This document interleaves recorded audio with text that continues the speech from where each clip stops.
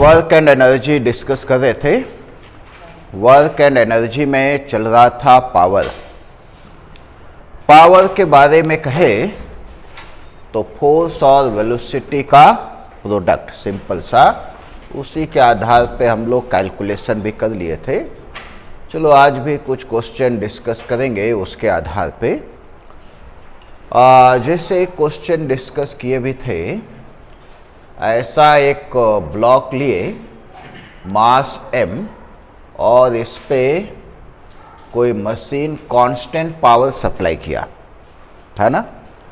उसमें था वेलोसिटी पता करना था as a function of time, अभी पता करना है velocity as a function of distance. तो लिखो question, a machine delivering constant power P, a machine delivering constant power P apply force on the block, apply force on the block, apply force on the block।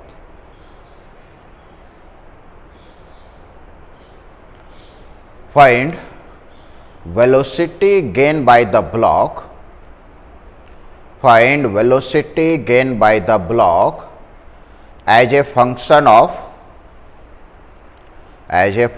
of distance travelled by block, as a function of distance travelled by block। Block कितना distance चलेगा उस function में पता करने।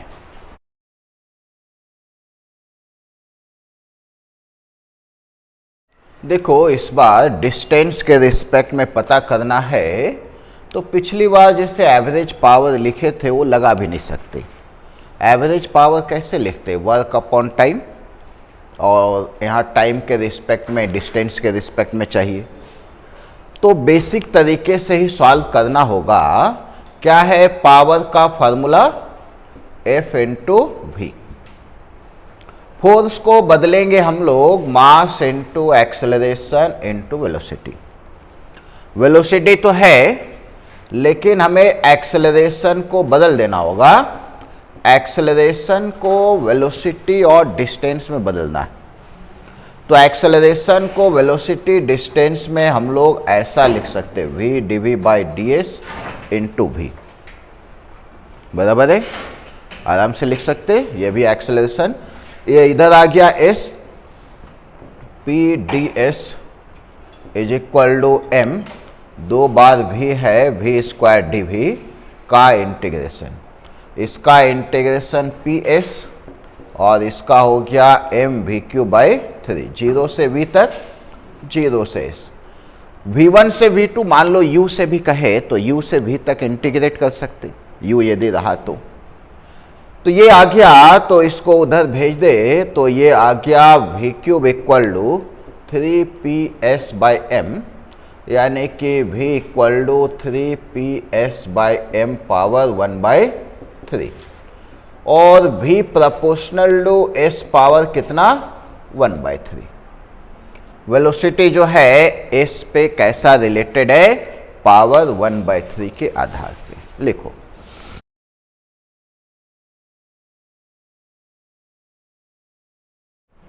बराबर है। इसी में यदि सिर्फ जैसे प्रोपोर्शनल पता करना हो, ये तो पूरा टर्म आ गया। बहुत सारे क्वेश्चन में क्या है कि पता करना रहता वेलोसिटी और टाइम में कैसा प्रोपोर्शनलिटी है, या फिर वेलोसिटी और डिस्टेंस में कैसा प्रोपोर्शनलिटी। प्रोपोर्शनलिटी यदि चेक करना हो तो इतना कैलकुलेशन की ज़रूरत नहीं, उसको डायरेक्ट हम लोग लिख के सॉल्व कर सकते। तो यदि हमें प्रोपोर्शनलिटी सिर्फ चेक करना हो, फॉर ओनली प्रोपोर्शनलिटी,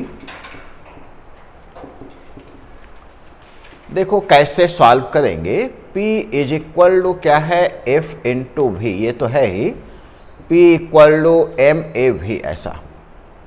P कैसा है, कांस्टेंट, m भी कैसा है, कांस्टेंट, मतलब ए भी कैसा बन गया, कांस्टेंट।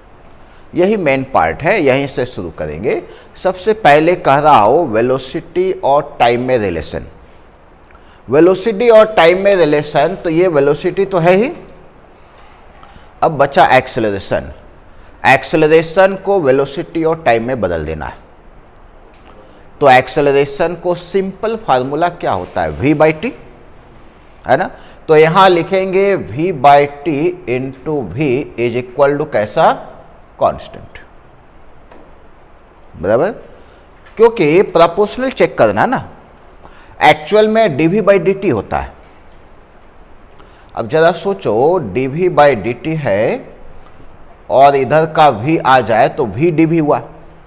v dv का इंटीग्रेशन कितना, v स्क्वायर बाई टू।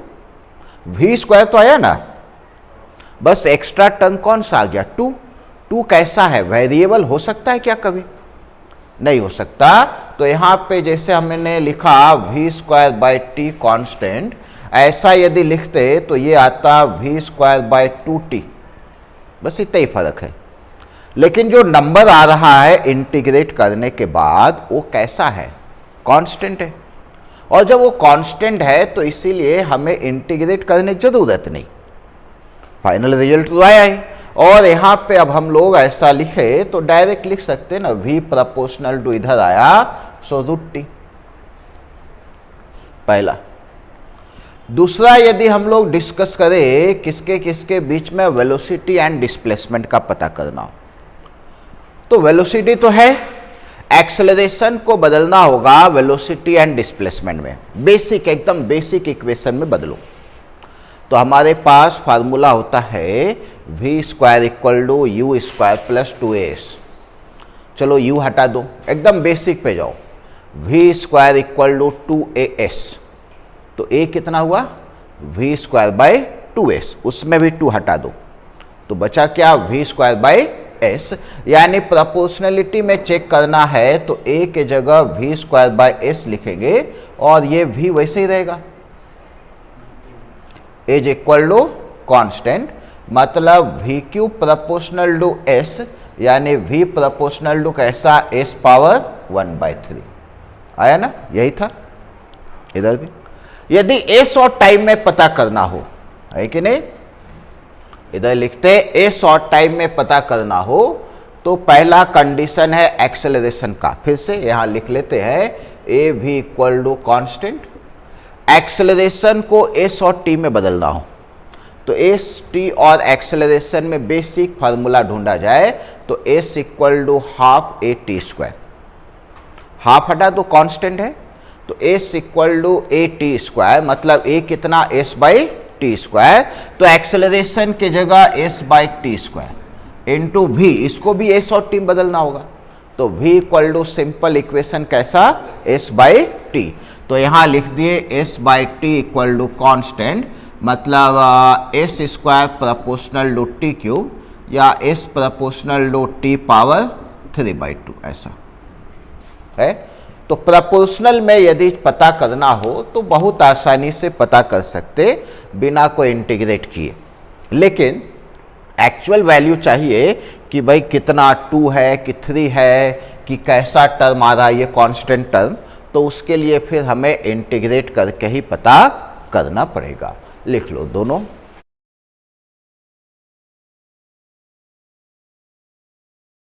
बराबर है। चलो नेक्स्ट लिखो question, force acting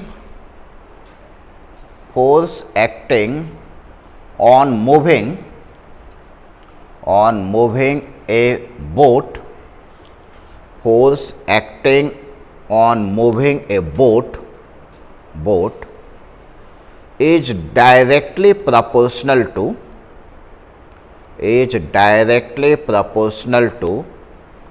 speed of the boat, is directly proportional to speed of the boat, directly proportional to speed of the boat. हाँ, speed of the boat. If boat is moving with the speed if boat is moving with a speed 20 kilometer per hour, boat is moving with a speed 20 kilometer per hour, then power is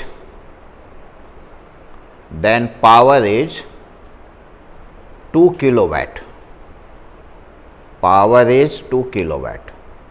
Find power required. Find power required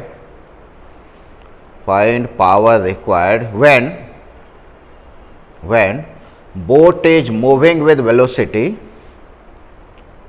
when boat is moving with velocity 40 kilometer per hour. Boat is moving with velocity 40 kilometer per hour. 40 kilometre per hour speed से boat चल रहा हो तो कितना power होगा उसका।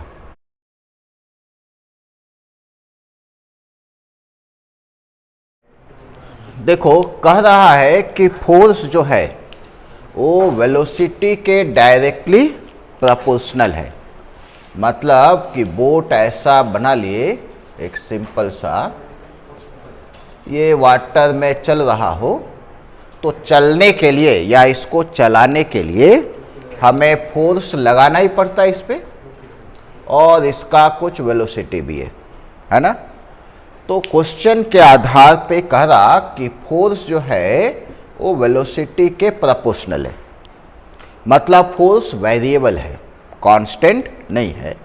तो F कैसा हो जाएगा, सिंपल वे में कहे तो K भी लिख सकते है कि नहीं। तो पावर क्या कहलाएगा, पावर का फॉर्मूला F इंटू वी, मतलब पावर कितना हो गया कि V स्क्वायर। ये हुआ हमारा पावर, करेक्ट है।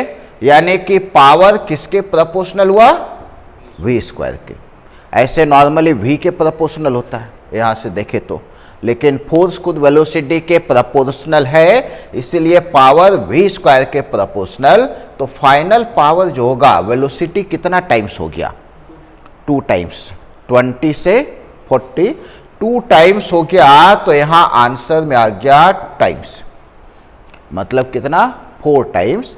4 इंटू पहले कितना था पावर, 2, यानी कि फाइनल पावर जो है 8 किलोवाट के बराबर होगा, है।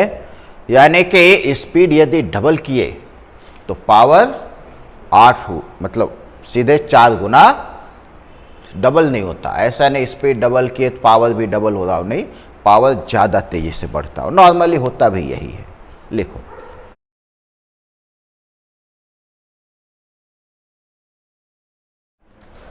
बराबर है। नेक्स्ट लिखो, power of A machine, power of a machine is given as P equal to 3t square minus 2t watt, 3t square minus 2t watt. Find energy supplied by the machine, energy supplied by the machine during first 10 second. Energy supplied by the machine during first 10 second. First 10 second में कितना energy supply करेगा पता करने।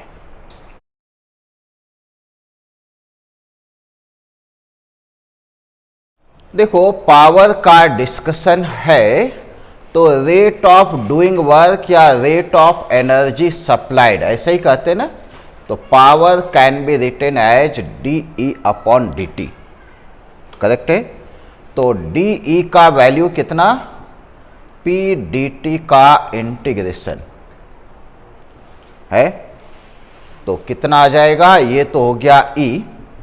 P के जगह लिख दिए 3t square minus 2t।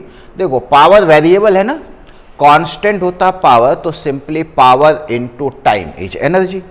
Variable है तो पावर और टाइम का इंटीग्रेशन, कहाँ से कहाँ, 0 से 10 सेकेंड तक।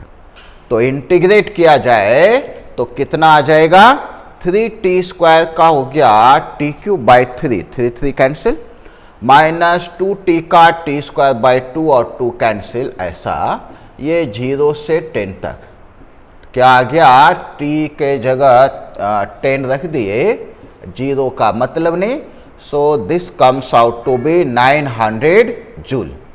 यानी टोटल एनर्जी जो सप्लाई किया वो कितना, 900 जूल के बराबर।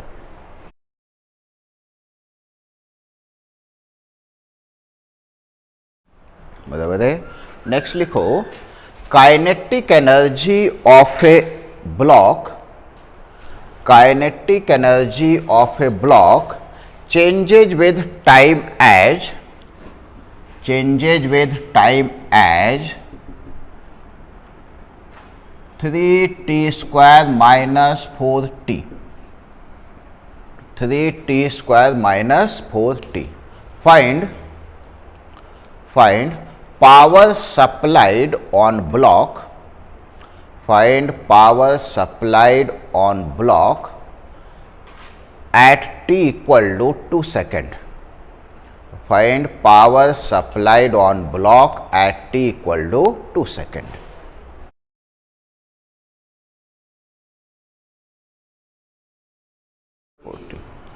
देखो पावर ही तो पता करना है, तो पावर क्या होता है, रेट ऑफ डूइंग वर्क या rate of change of energy. यहाँ काइनेटिक एनर्जी दे रखा है तो rate of change of kinetic energy है।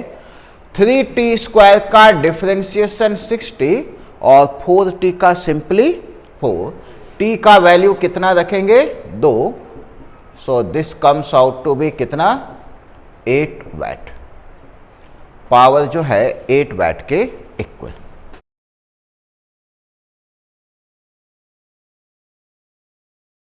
नेक्स्ट लिखो, ए motor pump out water, a motor pump out water from a tank with the help of a pipe, of cross section area A, with velocity v,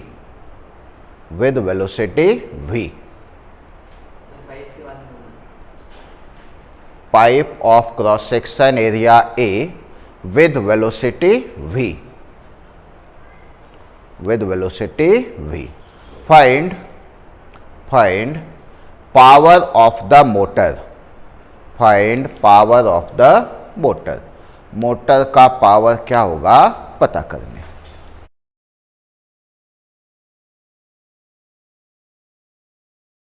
देखो ऐसा कोई tank लिए, इस बार height वगैरह कुछ भी नहीं दिया है ना, टैंक लिए और यहाँ से वाटर पंप आउट कर देना है, बस बाहर निकालना है। कैसा, तो कोई पाइप लेना होगा और उस पाइप का क्रॉस सेक्शन एरिया कितना, ए है, यहाँ पे बीच में मान लो मोटर फिट कर दिए है ना, इसका क्रॉस सेक्शन एरिया ए, और जो वाटर बाहर आ रहा है कि नहीं, उसका वेलोसिटी कितना, v के बराबर। ऐसा बना दिए सिंपल डायग्राम। एक सवाल ऐसे ही मोटर का डिस्कस किए थे, तो उसमें मास किस रेट से मूव कर रहा हो मालूम था, इस बार मालूम नहीं है, तो वो चीज पता करना होगा, क्योंकि उसके लिए एरिया और वेलोसिटी दे दिया है, करेक्ट है। बाकी वेलोसिटी तो है ही, एक एक्स्ट्रा एरिया दिया, तो लिखते कैसे थे, तो हम लोग क्या कहते थे उसमें भी, पावर लिखो या एवरेज पावर लिखो, दोनों सेम। यहां पे भी मोटर का पावर बदल रहा है क्या, फिक्स है, जब फिक्स है तो एवरेज लिखो या ये लिखो, कोई चेंज होगा क्या, कुछ भी नहीं। अच्छा, वर्क जो कर रहा है, क्या इस बार पोटेंशियल एनर्जी बदल रहा है क्या, सिर्फ काइनेटिक, तो वर्क जो मोटर किया वो change in kinetic energy by time. मान लिया जाए कोई मास m फ्लो किया हो, है कि नहीं, मास m फ्लो किया हो, तो काइनेटिक एनर्जी हो गया 12 mv² और इधर t, करेक्ट है। अब इसमें अननोन जो है वो m और t है, ये दोनों को एलिमिनेट करना होगा, यानी मास एक्चुअल में पता करना पड़ेगा हमें। तो सपोज मास के लिए हम लोग ऐसा फिर से एक डायग्राम बनाए। सपोज यहाँ पे एक लेंथ ले लिए, पाइप का लेंथ कितना l, इतना ही नहीं है, मतलब बीच में कोई सेगमेंट कट कर लिए ऐसा जिसका लेंथ कितना l है, उसके बारे में डिस्कस कर रहे। वाटर फ्लो कर रहा है, इसमें यूनिफॉर्म है। ध्यान से देखो तो हम लोग इसमें कितना वाटर होगा ये पता कर सकते कि नहीं। एरिया कितना है इसका, A के इक्वल है, तो इसका यदि मास लिखेंगे, इसका मास, यदि इसका मास लिखेंगे तो लिखेंगे कैसे, डेंसिटी इनटू वॉल्यूम। जरा इस पाइप का वॉल्यूम पता चलेगा क्या, तो लेंथ दिया है, एरिया दिया है, तो वॉल्यूम कहेंगे ना L इंटू ए, और मास के लिए डेंसिटी चाहिए तो वाटर का डेंसिटी रो और वॉल्यूम के जगह LA, करेक्ट है। चलो मास को तो हमने बदल लिया, लेकिन अब सवाल है कि टाइम भी तो लाना होगा। तो ये मास है कैसा, ये मास वही है जो t समय में फ्लो कर रहा हो, उतने ही टाइम का डिस्कशन है ना। पहले भी लेते थे 1 सेकंड का डिस्कशन, तो मास 1 सेकंड का। यहां जो मास पता किए ये t समय का ही होना चाहिए। अब क्या डिस्कस करेंगे, तो देखो इस वाटर को फ्लो होने में कितना समय लगेगा।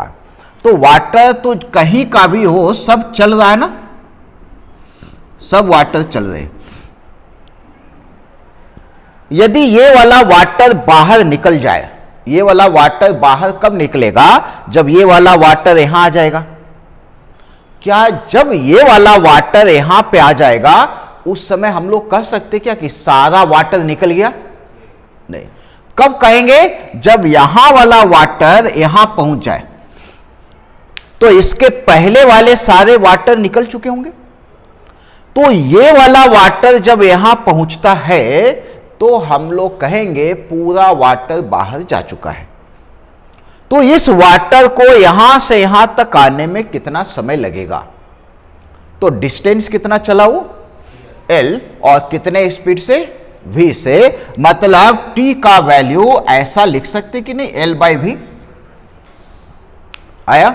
मतलब इस वाटर को फ्लो करने में, देखो यहां वाला वाटर तुरंत निकला, मान लो यहां से यहां आने में 5 सेकंड हो, 5 सेकंड लगता हो, तो यहां का वाटर तुरंत निकला, ये वाटर 1 सेकंड में, ये वाटर 2 सेकंड में, ये 3 सेकंड में, ये 4 सेकंड में, और ये 5 सेकंड में। तो हम लोग कहेंगे ना पूरा इस पाइप में जितने वाटर थे सबको बाहर निकलने में टोटल कितने समय लगा, 5 सेकंड। कब हुआ, जब ये लास्ट वाला निकला तभी उसको कहते, उसी को फार्मूले के फॉर्म में लिख दी। अब इसका वैल्यू इसमें रखेंगे तो हमारा पावर तैयार हो गया। तो हम लोग लिखेंगे so P is equal to half m के जगह रो ए एल और ये v स्क्वायर और इधर l by V, l cancel, यानी power is half rho A V cube, ऐसा ये हुआ पावर। यानी पावर के बारे में कहे तो प्रोपोर्शनल टू ए है और power proportional to v cube भी है। इस रेट से पावर सप्लाई कर रहा होगा मोटर, यानी कि एरिया और वेलोसिटी मालूम हो तो पावर हम लोग पता कर सकते हैं। लिखो इसको, बराबर है। तो ये हो गए पावर का डिस्कशन। अब चलो हम लोग पता करते एक दूसरा पॉइंट, लिखो types of equilibrium. Types of equilibrium on the basis of potential energy. Types of equilibrium on the basis of potential energy, on the basis of potential energy.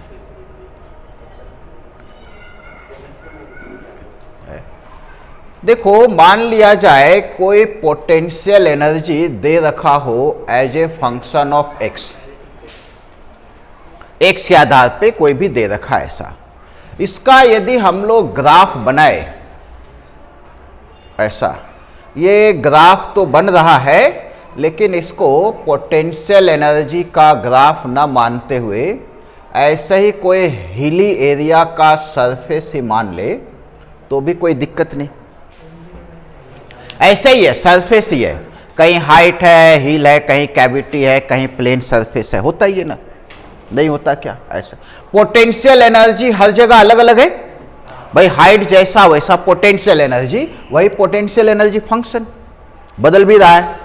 अब जरा सोचो, कोई पार्टिकल को हमने यहां पे रखा ए पे, पॉइंट ए, कोई पार्टिकल यहां पे रखे बी पे, और कोई पार्टिकल यहां पे रखे सी पे, रख दिए, कोई दिक्कत नहीं, सब पार्टिकल अपना रेस्ट पे रहेगा।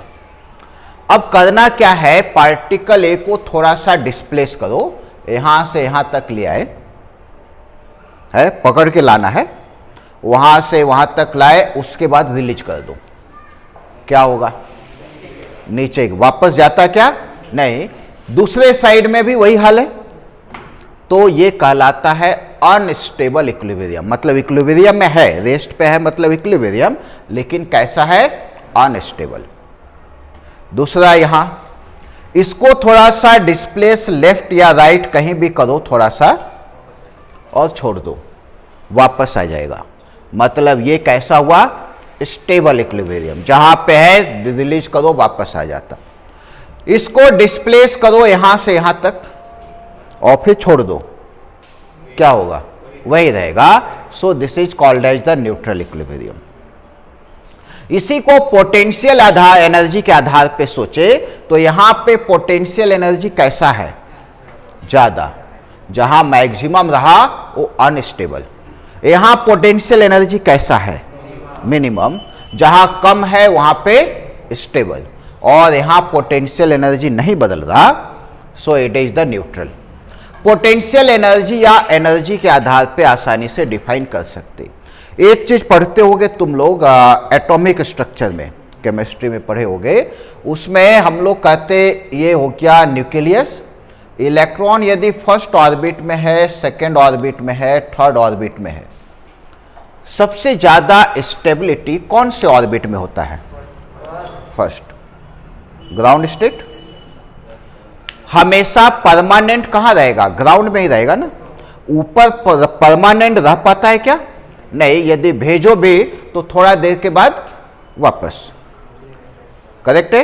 ये वैसा ही है, यहां पे यदि है तो मान लो कि रुकने का तो रुका रहेगा, थोड़ा बहुत भी विंड हवा हुआ चला, कुछ भी हुआ डिस्टर्बेंस, वापस। इसको थोड़ा बहुत डिस्टर्ब कर भी दो, कुछ असर है इस पे? कोई असर नहीं। तो क्यों? इसका एनर्जी कम है। उसमें भी कैलकुलेशन के आधार पे याद होगा, इसका एनर्जी सबसे कम होता है और ऊपर वाले का एनर्जी ज्यादा होता है। मतलब एनर्जी कम है यदि किसी का तो ज्यादा स्टेबल होता है, और एनर्जी ज्यादा है तो अनस्टेबल होता है। यानी स्टेबिलिटी के लिए एनर्जी कम होना जरूरी है। हम लोग यहां पे पोटेंशियल एनर्जी के आधार पे डिस्कस कर रहे हैं। चलो ये डायग्राम बना लो पहले।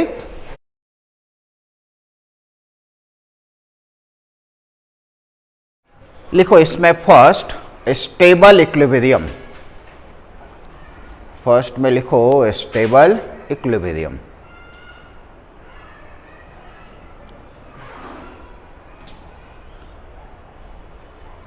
इसमें लिखो if particle is slightly displaced, if particle is slightly displaced from equilibrium position, slightly displaced from equilibrium position and released, then particle return to initial position, then particle return to initial position,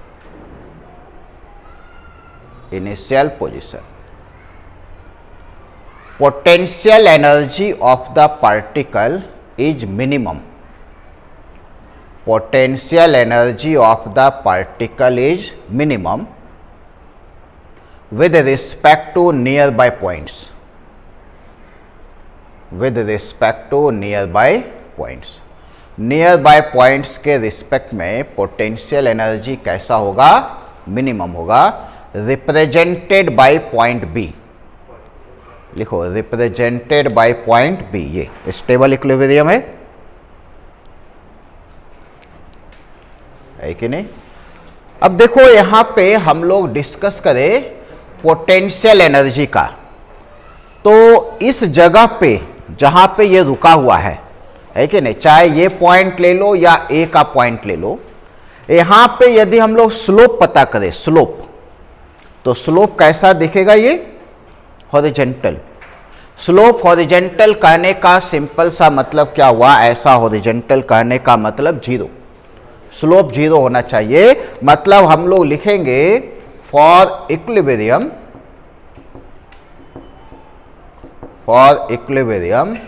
du by d x to be zero, du by d x zero होना चाहिए, चाहे वो यहां का हो या यहां का। यहां भी स्लोप जीरो है, यहां भी स्लोप, हॉरिजेंटल है ना, हॉरिजेंटल। यहां पे जीरो है क्या, नहीं, तिरछा है, यहां रुक सकता है कभी, कभी नहीं रुक सकता, वहीं पे रुकेगा जहां हॉरिजेंटल होगा।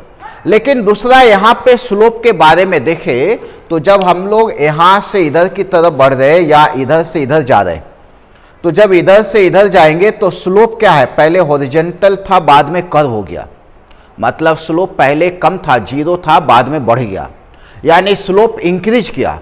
स्लोप इंक्रीज किया मतलब ये वाला टर्म इंक्रीज कर रहा है, ये टर्म इंक्रीज कर रहा है। कोई भी टर्म यदि इंक्रीजिंग हो तो उसका डेरिवेटिव पॉजिटिव होता है, यानी कि हम लोग लिखेंगे D square you by d x square कैसा, ग्रेटर देन जीरो, पॉजिटिव। ये कैसा है यहां पे, और इसको दूसरे लैंग्वेज में करें तो u कैसा होना चाहिए, मिनिमम होना चाहिए। u जो है क्या निकल के आया, तो मिनिमम है, यानी कि यहां पे सबसे कम पोटेंशियल एनर्जी जहां होगा वही हमारा कहलाएगा स्टेबल। तो स्टेबल के लिए पहले इक्विलिब्रियम के लिए ये, स्टेबिलिटी के लिए डबल डेरिवेटिव कैसा, पॉजिटिव। क्यों, क्योंकि यहां से आगे बढ़ेंगे तो स्लोप इंक्रीजिंग है और इंक्रीजिंग टर्म का डेरिवेटिव पॉजिटिव होता है, सो इट इज पॉजिटिव। और दूसरे लैंग्वेज में कहे तो u सबसे कम होना चाहिए, मिनिमम। जहां मिनिमम होगा वहीं पे हमें स्टेबल इक्विलिब्रियम मिलेगा, ये लिखो।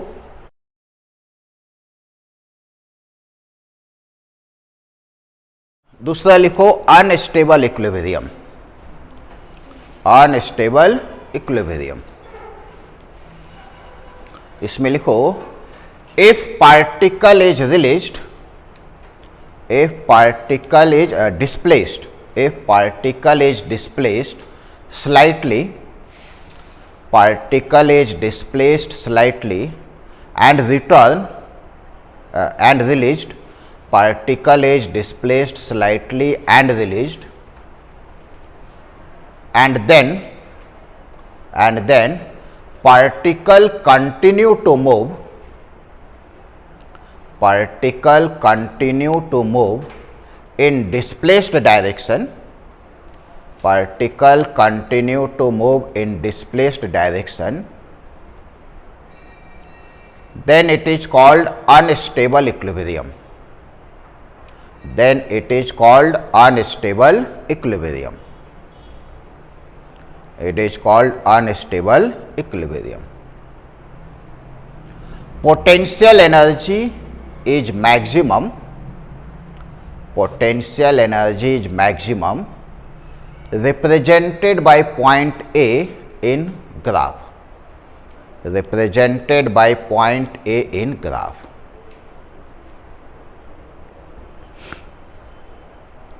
बराबर है, यही है पॉइंट ए जहां पे हम लोग कहेंगे कैसा होगा, अनस्टेबल, है ना।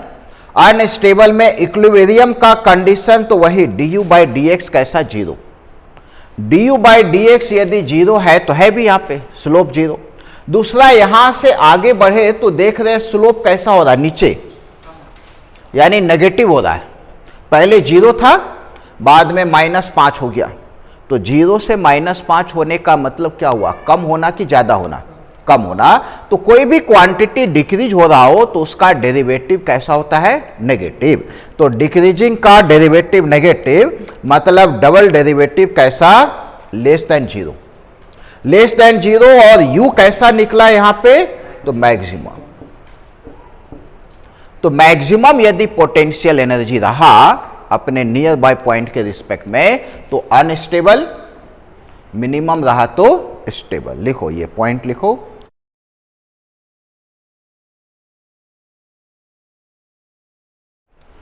चलो नेक्स्ट लिखो, न्यूट्रल इक्विलिब्रियम। न्यूट्रल इक्विलिब्रियम, इसमें लिखो, if particle is displaced slightly, if particle is displaced slightly and released from rest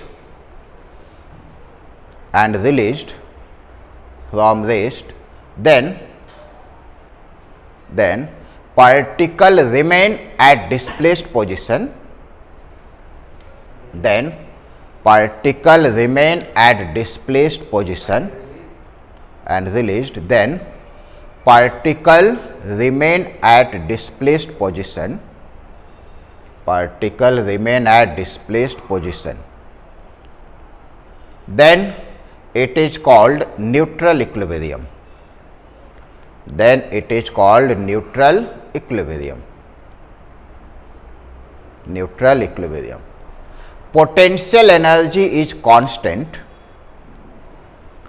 potential energy is constant in this case, potential energy is constant in this case, represented by point C in graph, represented by point C in graph. Graph में देखे तो point C आएगा। यहाँ equilibrium का देखे तो du by dx zero, और जब जो कांस्टेंट है वो हमेशा कैसा रहेगा भाई, सेम ही रहेगा। तो डेरिवेटिव फिर से कितना, जीरो, यानी डबल डेरिवेटिव भी जीरो, और u कैसा हो गया इसका, कांस्टेंट। कांस्टेंट पोटेंशियल एनर्जी मतलब न्यूट्रल इक्विलिब्रियम। लिखो,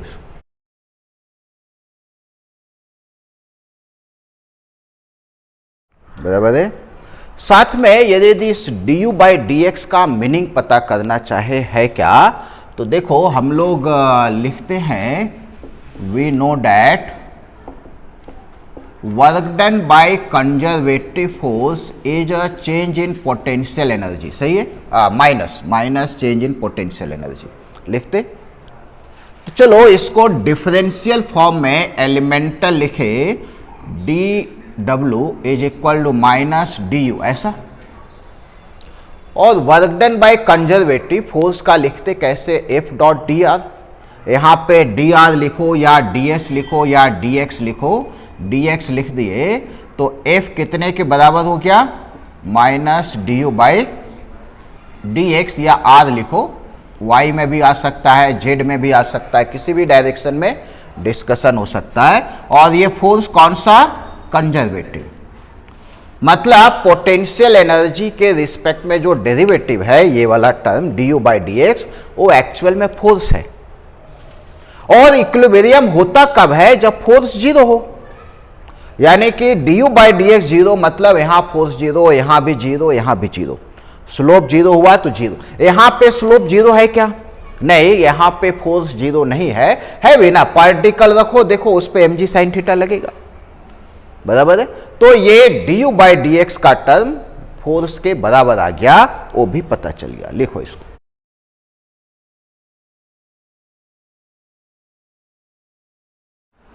तो देखो यदि हम लोग एटॉमिक फोर्स के बारे में डिस्कशन करें, atomic force and potential energy, तो उसमें क्या रहता है, दो एटम है उनके बीच का सेपरेशन फिक्स होता है, दो एटम के बीच का, है कि नहीं? हर एटम के बीच का डिस्टेंस फिक्स रहता ना, ये कम ज़्यादा भी कर सकते हैं, लेकिन वापस ही यहीं पे आ जाएगा, थोड़ा बहुत चेंज होगा। तो इसका फोर्स जो है इन सब के बीच में जो फोर्स लगेगा आर के रिस्पेक्ट में, आर मतलब दो एटम के बीच का डिस्टेंस इक्विलिब्रियम पे या कोई भी डिस्टेंस, तो इसका फोर्स का डायग्राम ऐसा चलता है। ये है फोर्स जहां पे हम लोग कहते हैं फोर्स जीरो हुआ, इक्विलिब्रियम। और इसी का यदि पोटेंशियल एनर्जी का डायग्राम बनाए तो देखने में भी पोटेंशियल एनर्जी का ग्राफ भी वैसे ही है जैसे इसका है, ऐसा करके। लेकिन इसमें ध्यान से देखोगे तो ये हुआ सबसे कम पोटेंशियल एनर्जी। सबसे कम पोटेंशियल एनर्जी मतलब ये कैसा हो गया, आर नॉट का पॉइंट, यही वाला। ये हुआ स्टेबल इक्विलिब्रियम। दो एटम के बीच का डिस्टेंस आर नॉट जो है वो स्टेबल इक्विलिब्रियम का डिस्टेंस है। यदि कोई मेटल हो या कोई भी उसको पकड़ के खींचे, है कि नहीं, फोर्स लगा के थोड़ा सा खिंचाता है, लेकिन उसके बाद छोड़ने खिंचाएगा तो डिस्टेंस बढ़ेगा। अब डिस्टेंस बढ़ेगा तो मान लो डिस्टेंस बढ़ा तो यहां पे आ गया फोर्स कैसा हो गया, नेगेटिव। फोर्स नेगेटिव मतलब अट्रैक्टिव, वापस ले आएगा। यदि कोई उसको कंप्रेस करे तो कंप्रेस करे, डिस्टेंस कम, तो फोर्स कैसा, रिपल्सिव, उसको वापस ले आएगा। बराबर, यानी ये कैसा रिप्रेजेंट कर रहा, स्टेबल इक्विलिब्रियम को रिप्रेजेंट कर रहा है, ये वाला पॉइंट। यानी फोर्स जो है पॉजिटिव से नेगेटिव की तरफ जा रहा हो तो ये स्टेबल इक्विलिब्रियम बताएगा, और नेगेटिव से पॉजिटिव कहीं जा रहा हो तो अनस्टेबल इक्विलिब्रियम को बताएगा। बराबर, चलो ये डायग्राम बना लो।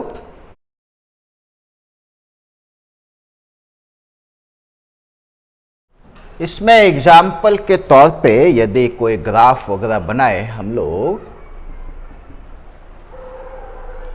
सपोज एक ग्राफ बनाए फोर्स और डिस्टेंस के बीच में, समझने के लिए, ऐसा कुछ होता नहीं है। ग्राफ मान लो कि ऐसा करके चल रहा हो, हमारे पास कुछ पॉइंट्स है कि नहीं, इधर का नाम x दे दे, ये x1, यहाँ पे x2, ये x3, यहाँ x4, ये x5। इक्विलिब्रियम कौन कौन सा होगा, x1, x3 और x5, ये इक्विलिब्रियम। जहां फोर्स जीरो है वो इक्विलिब्रियम कहलाएगा, करेक्ट है।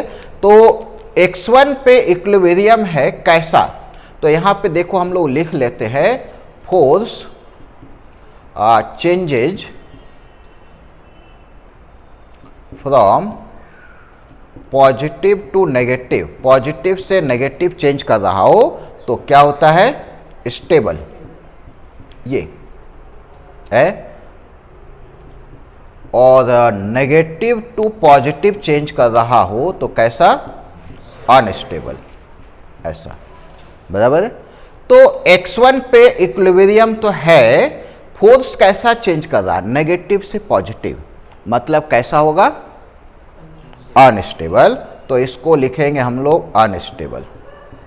x3 पे कैसा फोर्स चेंज कर रहा है, पॉजिटिव से नेगेटिव, तो ये कैसा हो गया, स्टेबल, मतलब x3 जो है स्टेबल इक्विलिब्रियम। x2 और x4 इक्विलिब्रियम नहीं है, फोर्स लग रहा है ना, फोर्स जीरो है क्या, नहीं है। x5 भी कैसा होगा, अनस्टेबल, यही लिख लेते, x1 और x5 अनस्टेबल।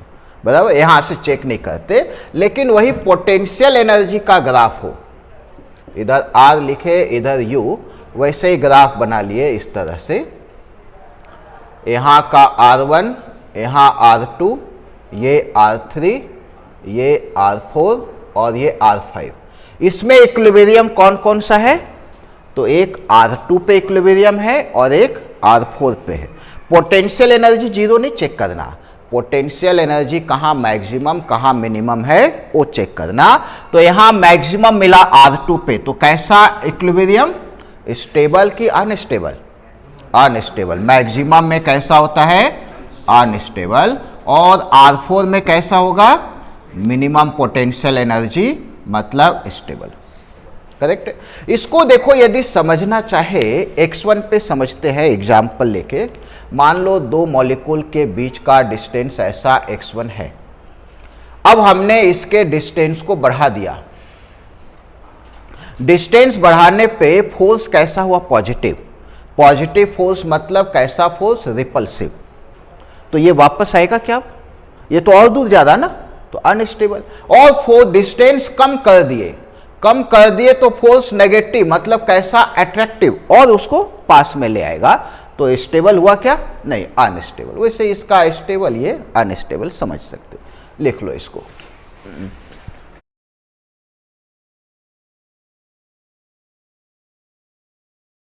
देखो हमारे पास कोई ऐसा ऑब्जेक्ट रखा हो इस शेप में, इसको थोड़ा सा टिल्ट करना हो ऐसा, और छोड़ देना हो, क्या गिर जाएगा कि वापस आ जाएगा? मतलब ये स्टेबल। अच्छा, इसका सेंटर ऑफ मास नीचे ही होगा, नीचे हैवी है ना।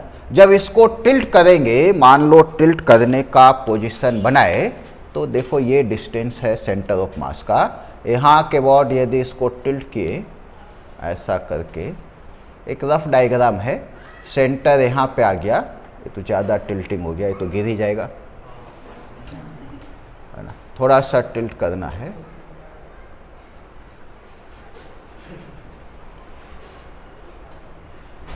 ऐसा। तो इसका सेंटर जो है कहीं यहाँ पे आएगा, तो इसका हाइट देखोगे तो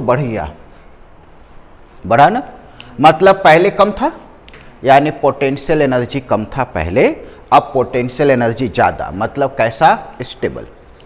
दूसरा वाला डायग्राम बनाए, यदि ऐसा करके इसी को कोई उल्टा करके रखे हुए हो, इसका सेंटर यहाँ, इसको थोड़ा डिस्प्लेस करेंगे तो क्या होगा? गिर जाएगा, ये अनस्टेबल। कैसे? तो देखो इसको यदि थोड़ा सा डिस्प्लेस किए तो ये इस तरह से डायग्राम बनेगा इसका, और सेंटर इसका यहाँ आ जाएगा। अब देखेंगे तो ये नीचे आधा सेंटर, मतलब पहले ज़्यादा हाइट पे था, पोटेंशियल एनर्जी पहले ज़्यादा बाद में कम, तो कैसा हो गया? अनस्टेबल। यानी कि नॉर्मली हर जगह वही कंडीशन अप्लाई होता भी है। एक देखोगे टॉय आता है, हवा भरा रहता, उसको कैसा भी गिरा दो वापस उठ जाता, वो क्या है? स्टेबल है। स्टेबल में है, उसका सेंटर ऑफ मास एकदम नीचे रहता है, वो हैवी चीज फिक्स कर देते हैं नीचे, ऊपर हवा है, हवा का तो कोई मतलब ही नहीं। तो उस कंडीशन में कैसा भी टिल्ट करो वो वापस वहीं पे आ ही जाएगा, हाईली स्टेबल कहते हैं उसको। करेक्ट है? चलो लिखो इस पे question. Potential energy of A system, potential energy of a system is given as U equal to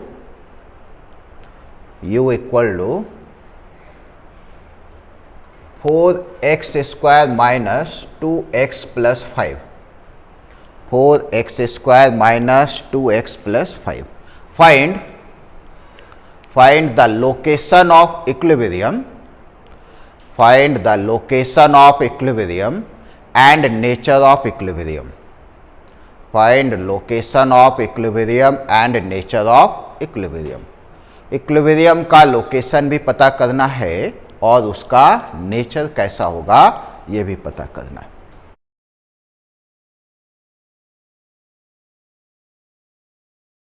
देखो पोटेंशियल एनर्जी दे रखा है, तो सबसे पहले हमें क्या पता करना होगा? du by dx to be 0 equilibrium के लिए, है ना। तो यहाँ लिख लेते हैं फॉर इक्विलिब्रियम, यदि इक्विलिब्रियम चेक करना हो तो du by dx 0 होना चाहिए। डिफरेंशिएट करें इसको तो ये हो गया 8x माइनस 2 एंड दिस 0, यानी x इक्वल टू 2/8 यानी 1/4 मीटर पे, x इक्वल टू 1/4 मीटर पे इक्विलिब्रियम होगा। अब सवाल है कैसा, तो उसके लिए इसको डबल डिफरेंशिएशन करना होगा and for type of equilibrium, कौन सा टाइप है इक्विलिब्रियम का, उसके लिए हमें क्या करना होगा? इसको 2 बार डिफरेंशिएट करना होगा। अब 2 बार करेंगे तो 8x का डेरिवेटिव 8 और -2 का 0, इसके वैल्यू से मतलब नहीं है। ये आया कैसा, तो ये आया पॉजिटिव यानी greater than zero. Greater than zero कहने का मतलब ये कंडीशन हो गया मिनिमा का, यानी कि हम लोग लिख सकते हैं यू कैसा है, मिनिमम वैल्यू है। यू मिनिमम वैल्यू पे है, मतलब कैसा इक्विलिब्रियम होगा, स्टेबल या अनस्टेबल। सो डायरेक्ट लिखेंगे क्या, स्टेबल इक्विलिब्रियम, है ना, ये स्टेबल इक्विलिब्रियम का कंडीशन। तो ऐसा डिफरेंशिएट करके आसानी से पता कर सकते। हाँ, ये वाला टर्म जो है फोर्स भी बताता है। du बाई डी एक्स जो होता है वो कैसा होता है, फोर्स। x इक्वल टू 1/4 पे फोर्स 0 है, x इक्वल टू 2 पे फोर्स पता करना हो, x इक्वल टू 0 पे फोर्स पता करना हो तो यही फार्मूला लगाएंगे, लेकिन ये माइनस एफ होता है, ध्यान देने का। f equal to minus du by d x, correct है। तो minus f equal to 8x minus 2, यानी x इक्वल टू 0 पे फोर्स पूछा जाए तो f इक्वल टू 0 पे फोर्स 2 आएगा, du by d x minus 2 आएगा, तो फोर्स कितना, 2 आएगा। ऐसा फोर्स पता कर सकते हैं। एक्सेलरेशन सवाल में आए तो एक्सेलरेशन भी पता कर सकते, बराबर। चलो ये लिख लो, ये हो गया वर्क एनर्जी। नेक्स्ट क्लास में हम लोग कोलिजन स्टार्ट करेंगे।